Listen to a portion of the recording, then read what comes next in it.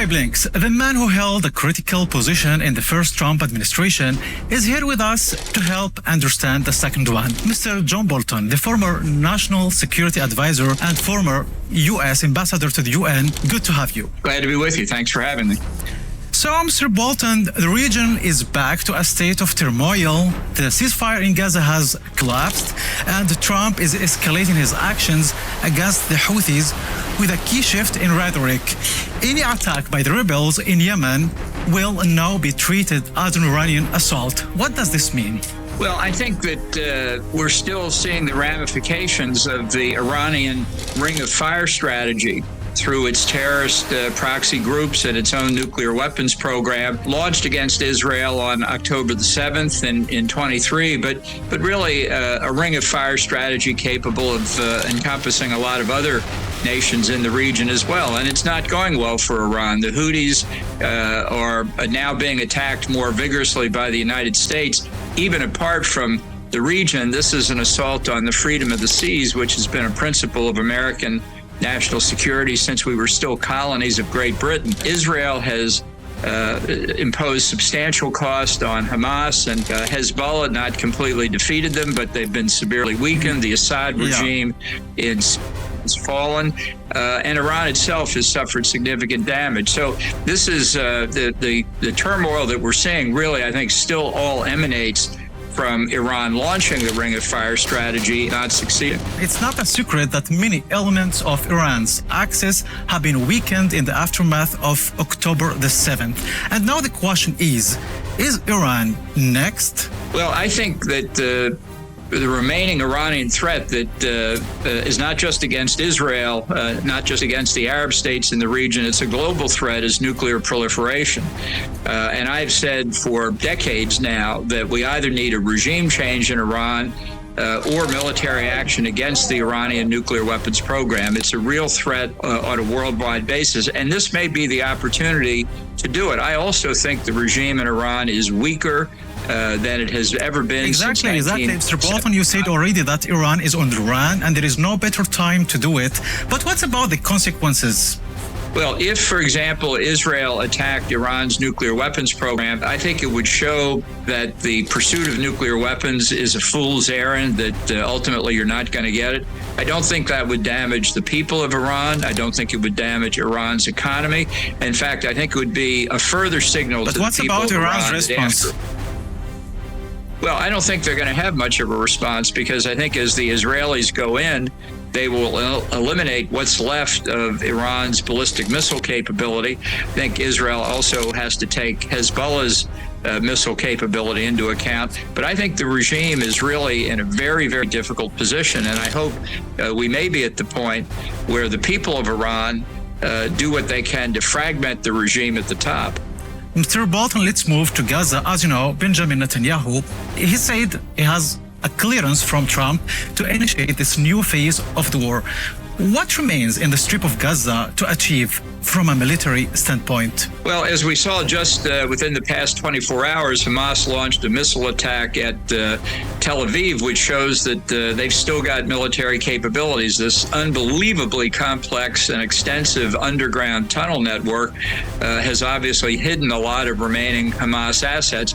I think we may be close to a breakthrough if press reports are accurate that Egypt has agreed to accept, admittedly on a temporary basis, but has agreed to accept perhaps up to 500,000 residents of Gaza. Maybe we're beginning to see the end of this, but the people of Gaza will never have a bright future until Hamas is eliminated. Regarding to that bright future, Trump has already suggested to turn Gaza into a resort where Trump swims next to Netanyahu. How did you get this idea, which was rejected by Arab countries? Well, it certainly wasn't my idea, but it sounds like Trump. Everything looks like a real estate development to him. It's not going to happen. I think it's totally unrealistic. But the question of what to do with the residents of Gaza from a humanitarian point of view is very important. You know, they've been treated as the tips of the spear against Israel by the Arab regimes in the 1950s and 1960s to drive Israel into the sea. That isn't going to happen. The Gaza Strip itself is not economically viable. From a humanitarian point of view, we ought to be following the principles of the United Nations High Commissioner on Refugees. If they can't go back to Israel, which it's pretty clear they can't, we should find places where they can be resettled. Mr. Bolton, regarding the war, the death toll in Gaza now reaches tens of thousands, yet it is regarded as mere collateral damage by the U.S. How do you perceive this human loss? Well, I think the question of casualties in Gaza is very serious. How many of them were Hamas or Hamas-affiliated people? We don't know. The statistics we get come from Hamas itself. The statistics we get come from Hamas itself, which is hardly a reliable source here. We've had experts from the U.S. Military Academy at West Point studying, following the Israeli military campaign, and they report that Israel's conduct has been equivalent to, or perhaps even better, than the U.S. conduct of urban conflict in Iraq. But even the Biden administration has limited the shipment of some missiles and weapons to Israel. I think the Trump administration has resumed those weapon shipments. And look, the Hamas plan for war is to use the people of Gaza as human shields. Not only does Hamas commit terrorism against the Israelis, it commits terrorism against its own people. This is a group. So is it an acceptable collateral damage? Well, here are the laws of war. A military is it followed by Israel? Absolutely prohibited from striking civilian targets. If it has a legitimate military target and there's a risk of damage to non-military personnel, I'm giving you the laws of war. They may or may not be pleasant, but everybody who fights in urban combat, and urban combat is permissible, has to follow them. And there is, as I say, studied by U.S. experts who believe Israel has conducted itself according to the laws of war. So my question, do you think, based on your assessment, the death toll of civilians could be less? And did Israel did its best to protect civilians in the war that it says against Hamas only, not Gazans? Right. Well, as I say, the statistics that Hamas itself puts out, I think, are unrealistic. I do think the civilian death toll is much less than Hamas claims. If people have specific evidence of Israel violating the laws of war, then that should be considered. But what we have from Hamas is propaganda and not evidence. So let's move to Syria. The U.S., as it seems, it's not in a rush to strengthen cooperation with Syrian new rulers, despite the removal of al-Assad, who was allowing a supply line to Hezbollah. Is there a mistrust with Syria right now? Well, I think the fall of Assad was a big defeat for Iran, no question about it. The issue with the new rulers is, have they really given up terrorism? They were an offshoot of al-Qaeda, formerly called al-Nusra. Al-Shara, their leader, who's trimmed his beard, taken off his military fatigues and put on a coat and tie and says that he wants to be a responsible government.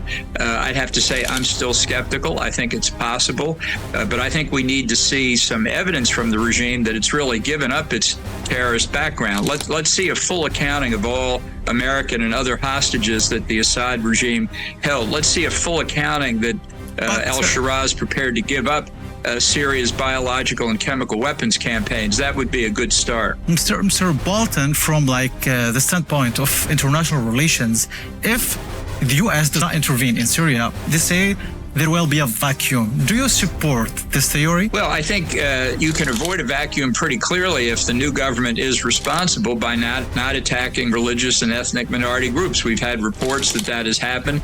I just think the evidence overall of the situation in Syria is murky.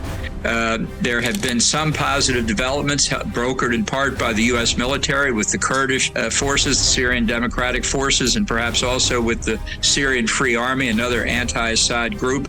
I'm not willing to make a conclusion yet because I just don't think we have enough facts. So I know there are so many questions, but now we fly to Russia. As you know, Mr. Bolton, the bromance between Trump and Putin is getting closer. Is it enough, in your opinion, to end the Ukraine's war once for all? No, I don't think so. I think Trump has made a significant mistake in shifting American support away from Ukraine toward the Russians. It's the Russians who committed an act of unprovoked aggression against Ukraine, which is simply fighting for its freedom and independence from Russia. So I'm very concerned about the developments since Trump took office. You have worked with him. So it has been said that he is like having two contradictory roles and characters. He is an isolationist and imperialist in the meantime. He seems to aspire to dominate the global stage, but with reduced military involvement and lower financial cost. How do you see that mentality? Well, I don't think he has a strategy either to be an isolationist or to be an imperialist. That gives him too much credit. He doesn't think in philosophical or strategic terms. He doesn't really do policy. He just wants to do what he wants to do. He doesn't understand much about foreign affairs. He doesn't know what the stakes are. He doesn't know what the difficulties are. He thinks it's all about personal interaction. So if he has a good relationship with Vladimir Putin, let's say, then he thinks the U.S. has a good relationship with Russia. It's a very unsound basis on which to proceed, potentially damaging to the United States and damaging to its friends as well. How do you think U.S. will survive the remaining 3 years in Trump administration? Well, I think we have to grit our teeth and work our way through it. I don't think he's an existential threat to the Constitution or to democracy in the United States, but I think he could do a lot of damage. He could do a lot of damage to our alliances like NATO, and I think our friends overseas have to as I say, grit their teeth. Remember what Winston Churchill said, you can always count on the Americans to do the right thing, usually after they've tried everything else. That's what Trump is doing, everything else. Mr. Bolton, the last question. You have worked with Mr. Trump and you ended out of his first administration. Is there like minimum contact or communication with him right now? Well, I haven't had any contact with him since September the 9th, 2019, to be precise. I speak to a lot of people in the administration, but for their own safety's sake, I don't reveal who they are. Thank you so much, Mr. Bolton, for being with us. Well, thanks for having me.